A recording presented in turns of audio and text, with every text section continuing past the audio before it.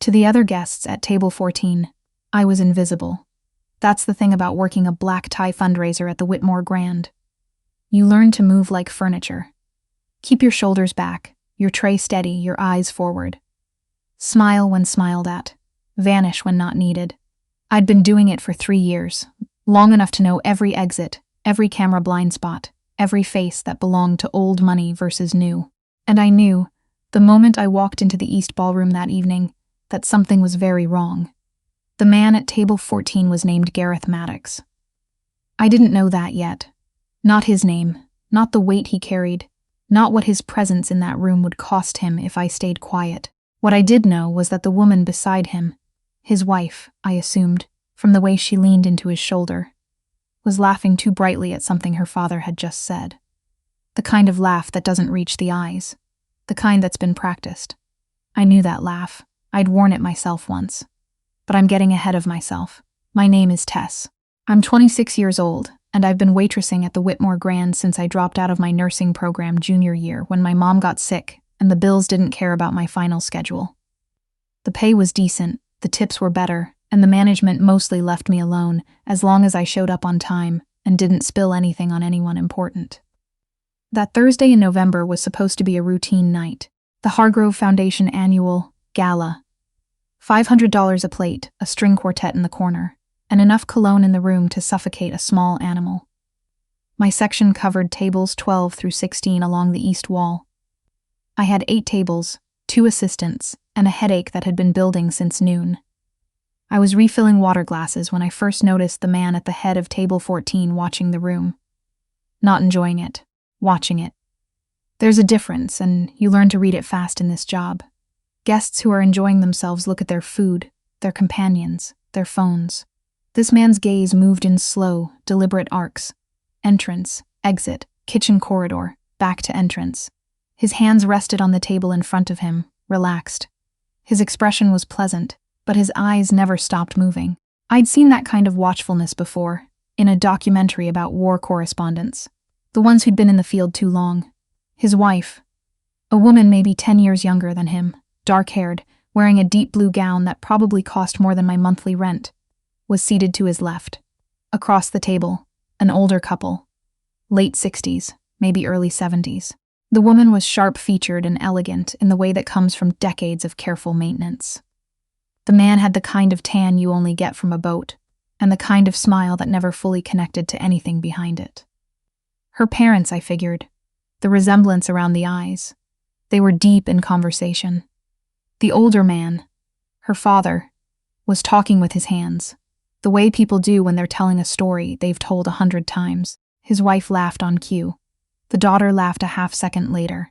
The man at the head of the table, her husband, smiled, lifted his wine glass, said something I couldn't hear. Normal, all of it, completely normal. Except that 40 minutes earlier, when I'd been taking a smoke break I wasn't technically allowed to take. Behind the service entrance on the north side of the building, I'd overheard a phone call. I wasn't trying to listen. I want to be clear about that. I was standing in the alley with a cigarette. I hadn't quite lit yet, staring at the sky and trying to remember why I'd agreed to pick up this shift, when the door to the adjacent parking structure opened and 2 men stepped out. They didn't see me. The dumpster was between us, and the light back there was bad, and they were focused on each other. One of them, heavy-set, 50s, gray at the temples, was on a phone. The other stood with his arms crossed, waiting. "He's here," the one on the phone said. "Yeah, table 14. His wife's with him, which complicates it, but Hargrove says that's not our problem." A pause. "The car is in the structure, level 2. After the keynote, that's the window." Another pause, longer. "The wife's not the target. Tell them to be clean about it." He hung up. I stopped breathing. The other man said something low. The one with the phone shook his head. They walked back toward the parking structure entrance and were gone. I stood there for a full minute, my unlit cigarette getting damp between my fingers, before my brain started working again. The wife's not the target. Table 14. After the keynote, I went back inside. Here's what I thought about, walking back through the kitchen. I thought about calling the police. I played it out in my head, pulling out my phone, dialing 911, saying what exactly. That two men in a parking garage said something that scared me. I hadn't seen faces clearly. I didn't know the target's name. I didn't know what clean about it meant with certainty, though my body seemed to know, because my hands were shaking while I transferred entree plates onto a serving tray.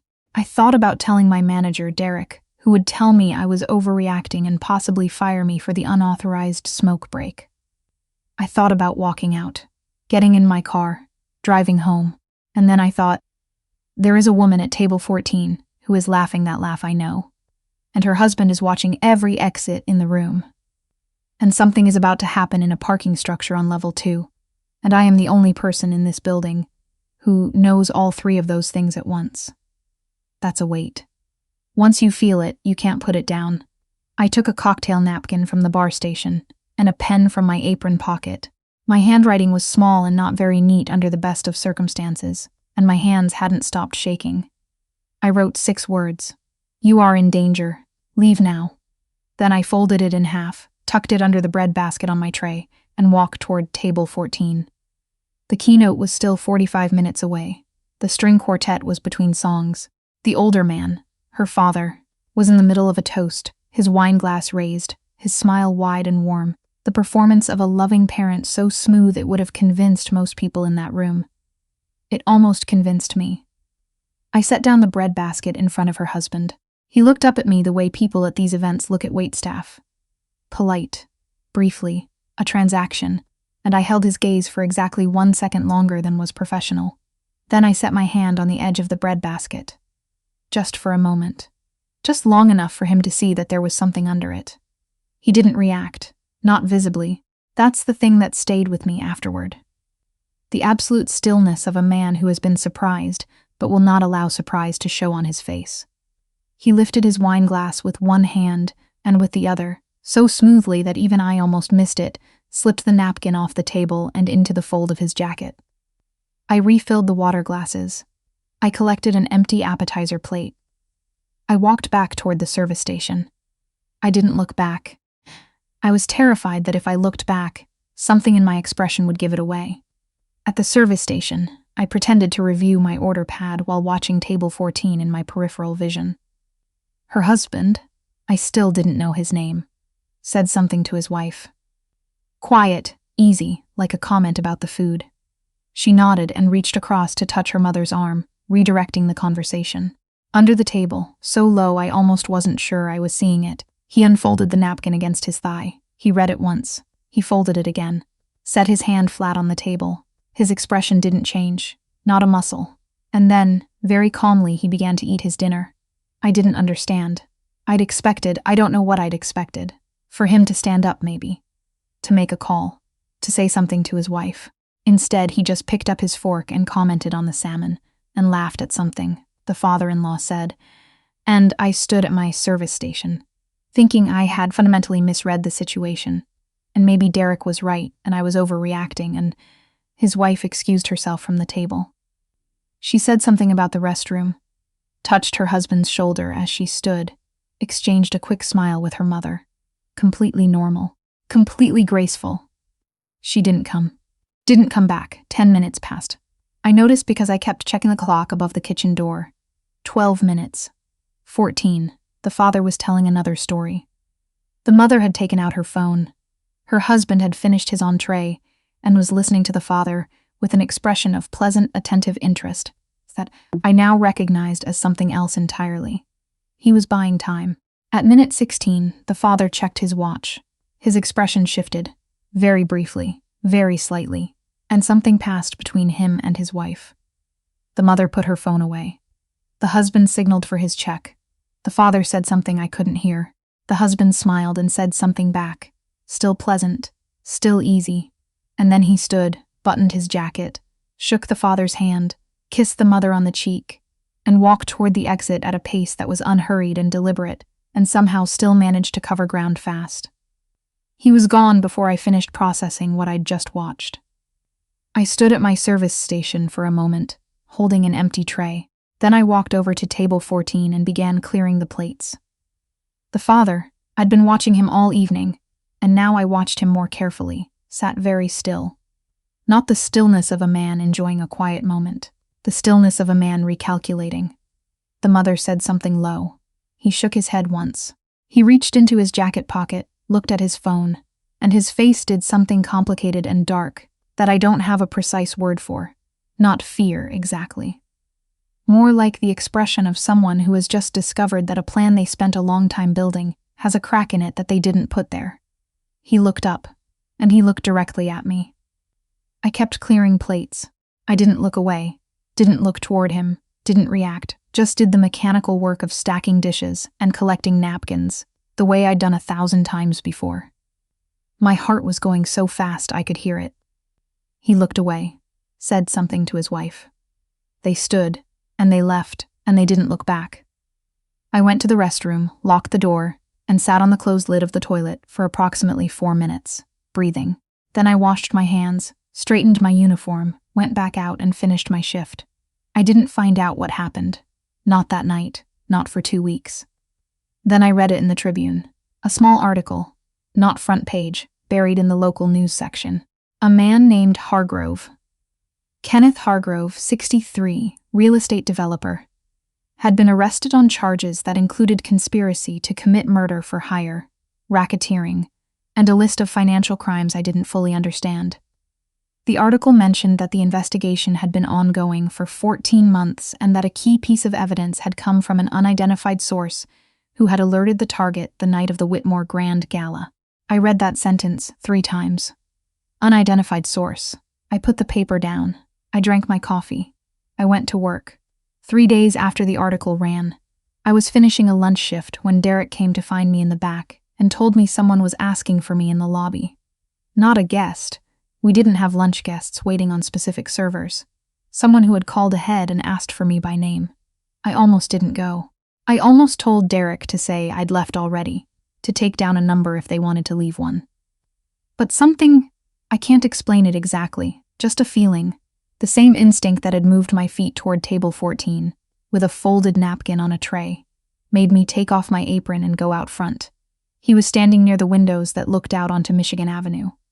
Different clothes than the gala, dark jeans, a charcoal jacket, no tie. He looked like someone who had learned to dress so that people stopped looking at him once they'd started. The same watchful stillness, though. That didn't change. His name was Gareth Maddox. He told me that first, before anything else. Like he understood that I'd been thinking of him as table 14 for 2 weeks and wanted to close that gap. I was wondering if I could buy you a cup of coffee, he said. I just finished a lunch shift, I said. I've had more coffee than a human person should consume. Tea, then. I looked at him for a moment. He looked back, patient. Sure, I said.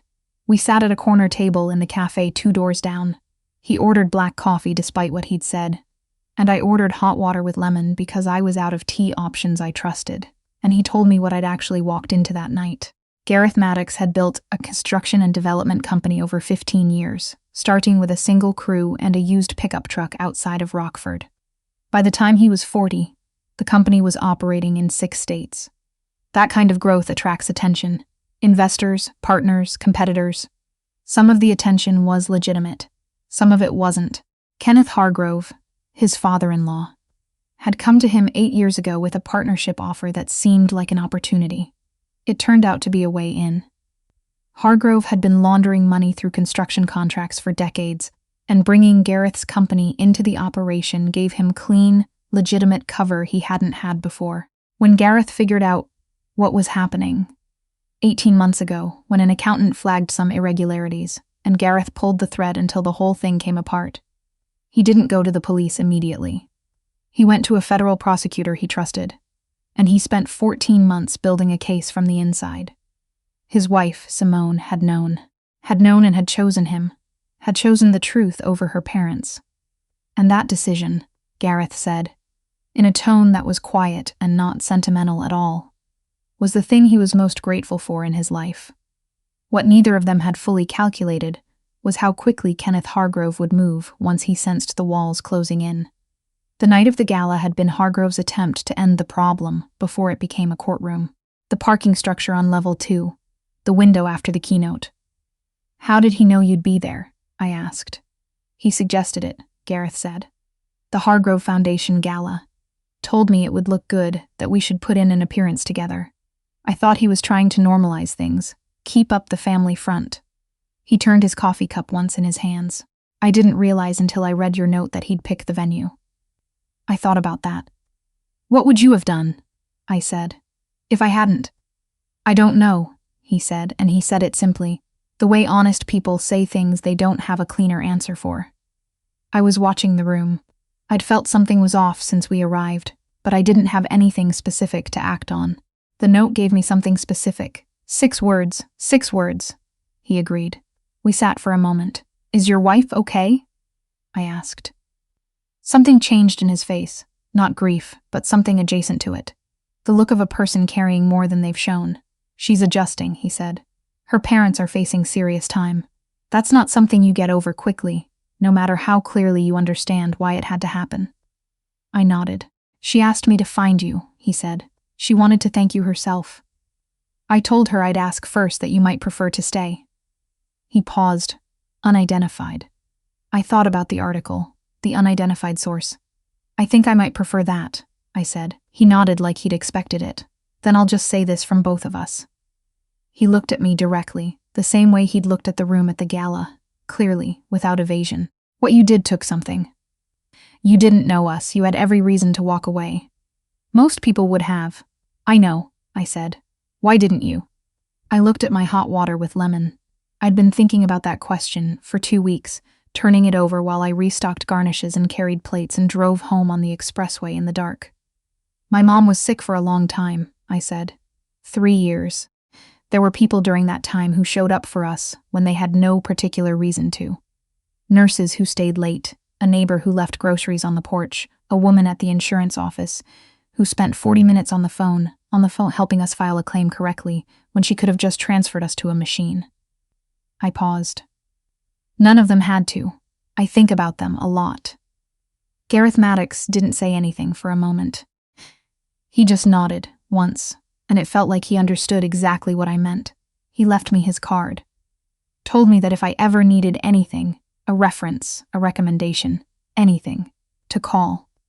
He said it without the charged quality that those offers sometimes have, the ones where you're not sure what's actually being offered. He said it like a man settling a debt he knew he couldn't fully pay. I held the card for a moment after he walked out, and then I put it in the pocket of my apron, next to the pen I always kept there. That was 14 months ago. I'm still at the Whitmore Grand. Derek still pretends not to know about the smoke breaks.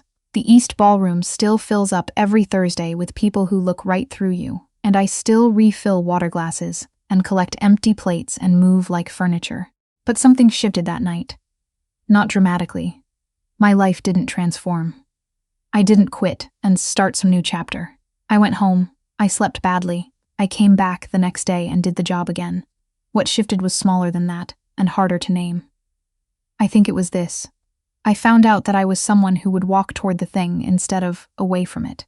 And once you know that about yourself, you can't unknow it. Simone Maddox sent me a card a month after the arrests. No return address, just a postmark. Inside, on plain white notepaper, she'd written 3 sentences. I don't know what you look like. I don't know your name. But you gave me back my husband, and I will be grateful for the rest of my life. I kept the card. It's in the drawer of my nightstand, under some other things, and sometimes when I have a shift I'm dreading or a week that's ground me down to the edges, I take it out and read those 3 sentences. And then I put it away, and I go to work.